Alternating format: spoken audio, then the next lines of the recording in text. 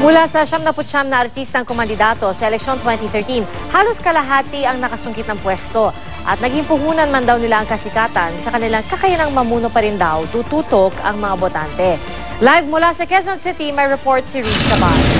Ruth? Pia, sa pagsisimula nga ng termino ng mga bagong halal na opisyal ngayong Hulyo, malamang marami sa kanila ay pamilyar na sa atin dahil bago pa man sila nakilala bilang mga politiko ay sumikat na sila sa mga pelikula at sa mga palabas sa telebisyon. Sa mga campaign rally, di nawawala ang mga bitbit ng mga politikong artista, singer at dancer na siya namang tinitilian ng mga manonood. Pero di nagtagal ang mismong mga artista na ang nasa entablado para mangampanya. Sa tala ng GMA News Research nitong 2013 midterm elections, 79 na mga artista ang tumakbo sa iba't ibang national at local posts. Noong 2010, nasa 109. Sa katatapos sa eleksyon, halos kalahati sa bilang ng mga tumakbong artista nanalo.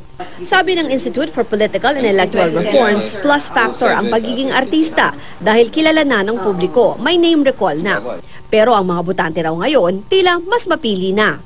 Nung tumakbo sa ERAP, malaki yung pinagbasihan niya ng boto niya, yung kanyang popularity. Kaya nga ginamit niya Estrada, ginamit niya ERAP.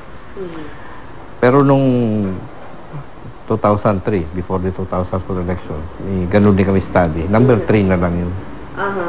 Malaki ng factor yung pagtingin sa'yo ng botante, kung ikaw ba'y nakakatulong sa kanila trabaho, pag may sakit, tulong sa ospital, scholarship, mga ganon.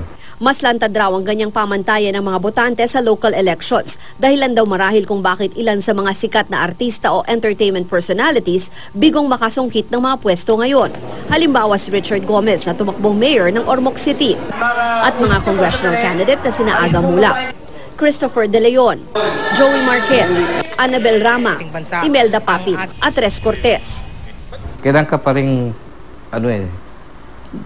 tumira, magpalalim ng mga relasyon mo sa lugar. So, hindi pwede yung just before the election or even 1 year before, tama na.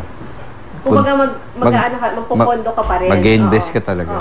Pinulsuhan namin ng ilang botante sa Quezon City na nabansagang City of Stars kung sila ba ay bumoboto sa mga artista. Binoboto? Bakit po? Ano kasi? Idol namin, ganun.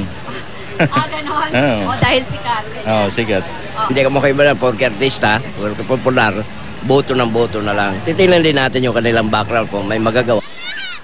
Pia, tulad nga rin ang sinabi ng IPER kahit na sabihin na lamang ka dahil sa name recall, dahil artista ka sa huli, no, pag panahon ng eleksyon para ka rin kandidato na katulad ng regular na sibilyan o mamamayan, no, na ihaharap mo pa rin ang iyong mga kwalifikasyon at plataforma sa taong bayan. Pia? Maraming salamat, Ruth Cabal.